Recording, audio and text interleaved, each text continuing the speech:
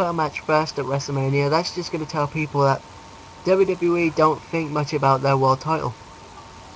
Particularly SmackDown. In my opinion, the world title and WWE title should always be the two main event title matches. Yeah, it's just, I'm just getting so sick of seeing it constantly main eventing everything. Yeah, It's just... yeah, he's a big draw to the kids and the women, but you got to think about the male viewers. They don't want to see Cena in every main event. They actually want to watch wrestlers like Bryan, Punk, Ziggler, Del Rio, guys who can actually fucking wrestle. Like me, I've been watching since 1999, and in my time there was the Attitude Era with Stone Cold feuding with Vince McMahon and The Rock and the Corporation. Hell, if you want to watch good wrestling back then, you should have just flicked on the ECW. I watched a bit of ECW and WCW in those times as well, and those three were... Oh, not in 2000, 2001. Especially not WCW. Those three companies were the three companies to watch at that time.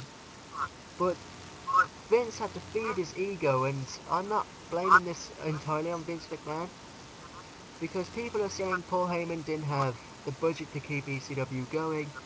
So he was good with wrestling, but he wasn't good with business management. So basically what Vince did is he helped Paul Heyman out and says, listen, why don't you give me your company and I will make all your troubles like disappear and everything, and you can come work for me. And so well, he whizzed on ECW's thing. And we can't really say that he killed ECW, because some of the ECW wrestlers actually went to WWE. Like WCW as well, before ECW went broke. And WCW, yeah. Who went to WCW? We had... Because who went to WWE? The more important ones went to WWE, actually. Rob Van Dam. Which was Dreamer, Dam, Rob Van Dam, Dudley Boys. Taz. Stevie Ray. You know. Went to Who did WCW get? They got Mike Awesome. Mike Awesome was good. I loved Mike Awesome. But he was restricted to what he can do. And they never knew what the fuck they were going to do with him. Because Russo wrote it. Chuck Palumbo, he went to the WWE. Yeah, he's a WCW. He's Sean O'Hare with New Blood. Yeah, Billy Kidman, he went to WWE after WCW went out of business. And he was pretty good there before the Cruiserweight division got booted. So did Rey Mysterio. But Rey actually went to the WWE a year after WCW went out of business. Yeah, I think he took... No, because what happened, WCW... All of WCW's contracts went to WWE. Rey Mysterio was smart and decided not to renew his and get a different one for the year after. And it paid off.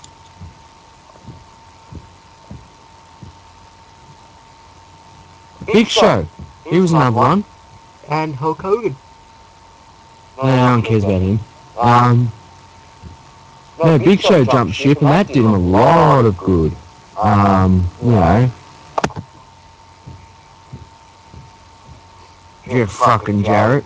Oh no, he didn't jump ship, he bloody mowed tuna and whatnot.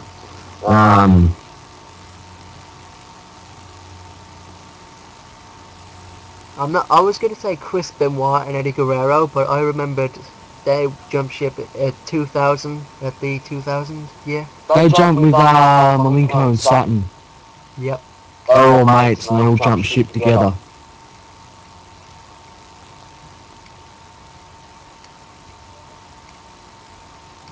Chavo stayed till the very end. So did Kidman. So did Mysterio. Stone Cold Steve Austin jumped to WCW and then back to WWF.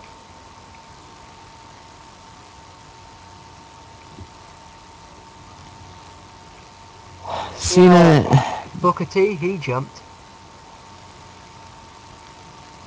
See, here's the thing. When you look at WCW back in the 98, 97 Goldberg era, what was the main event for every show? It was a Goldberg match. A title match. Yep. Except for World War III, which was Bret Hart versus DDP in the United States title.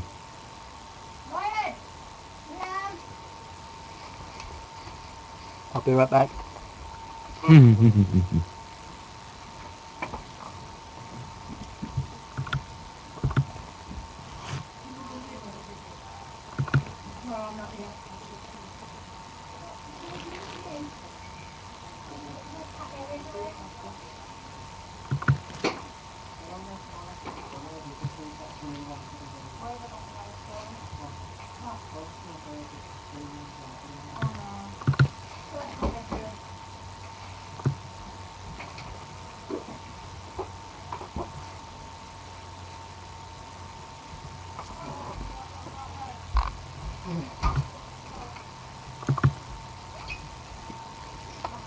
Okay, I've got a summary of. I've got one summary.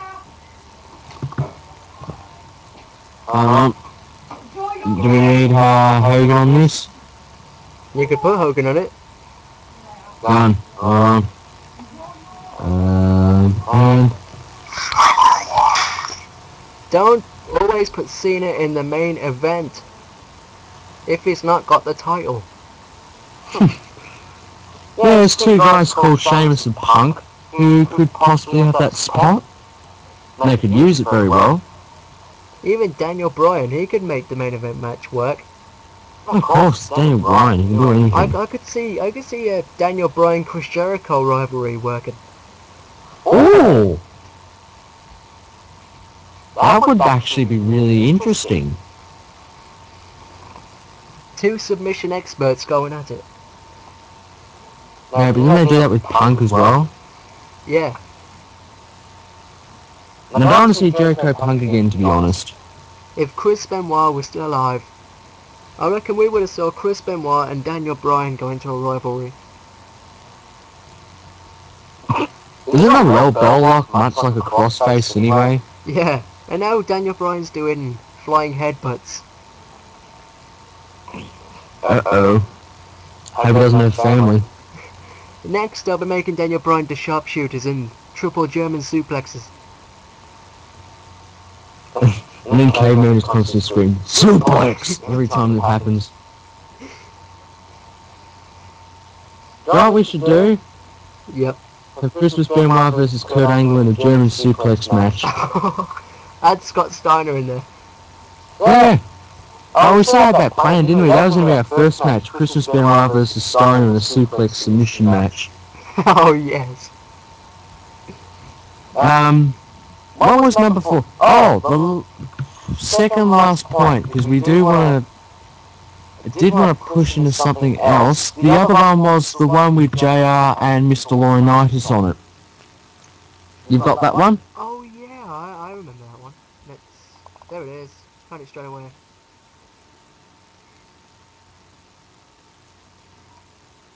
They're all. Okay. You can basically tell where this is going to go. Why in the sweet fuck would you have John Laurinaitis be talent relations when he's a yes man? Look at Jim Ross. He knew exactly what the fuck he's doing. You know, he had Cena, Orton, Lesnar, Batista, Punk, and Benjamin. You know, those guys were great. And then you look at Laurinaitis, Kozlov, Zeke, Mason, Ryan, and Khali. Come on. Big Daddy, no, not Big Daddy V, he was already around.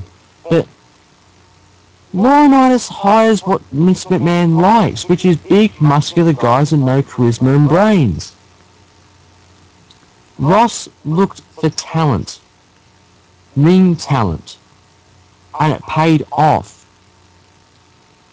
One of the reasons why the writers of WWE are so fucked is because they have to work with Laurinaitis' bullshit with relations. Lately it's been doing well, but that's because Triple H has to go in there and give him a hand. Because I think he was the one that's got Cesaro in there and, you know, and Chris Hero and all that in the developmental stages. It's the reason they're there. You know?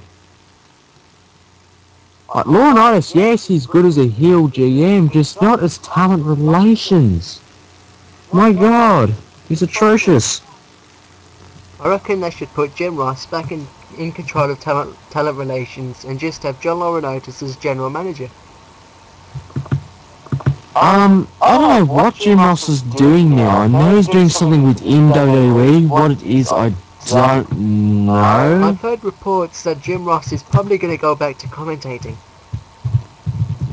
I do know that's the case, because you could put bloody... You can make Chucky from Child's Play replace Michael Cole and he'd be better.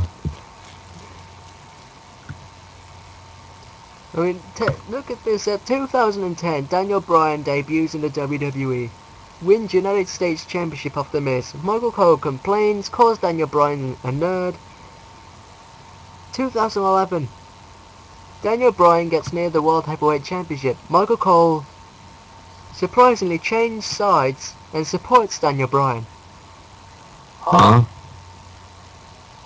No, but he keeps fucking up what he's saying in the commentary. I mean, if you're gonna dislike someone, don't just change your mind 1 year on and say, oh, Daniel Bryan's one of the best talents we've got, just because he's won the World Heavyweight Championship. Yeah, he was good in Ring of Honor, but WWE are really screwing up Daniel Bryan's character with this whole yes, yes, yes thing. They're making him look like a moron, walking out saying yes, yes, yes. Yeah, I mean the yes chants are over with the fans, and they're the new what chants. But I would like to see how far this yes chant actually goes, see if it reaches the same heights as the what chants did. Oh my goodness.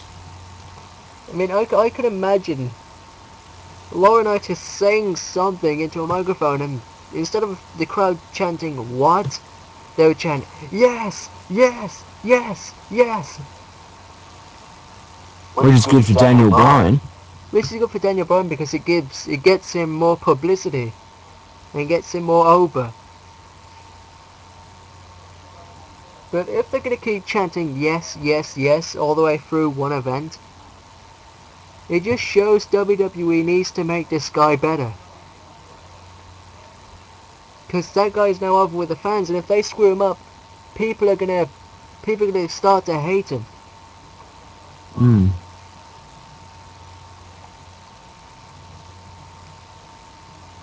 Well, I'm looking through what they've got in developmental at the moment. See what they've got working. They've got a guy by the name of Aiden English. Stupid fucking name. Two Rotundos, which one you may know as Husky Harris and Bo Rotundo. Byron Saxton, CJ Parker, Connor O'Brien, who you may remember with being Kozlov and stuff. Corey Graves, Dante Dash, you seem like a fucking idiot. You know, because who we got in there? There we go, Cassius Ono. That's Chris Hero. You know, Ricky Steamboat's son, you know. They've got all these kids coming up that could potentially mean something. Chris Hero, Steamboat's, you know, son, etc. Another thing I want to point out is that I think WWE are starting to feel a bit jealous of the world's greatest tag team in Ring of Honor now, because the world's greatest tag team, Charlie Haas and Shelton Benjamin, are actually doing better in the Ring of Honor than they did in the WWE. That's because Ring of Honor doesn't have. Ring of Honor knows they're great talent, and they just won't have them job. Well, let's have a look. Then there's other guys in SCW, Xavier Woods, aka Consequences Creed, aka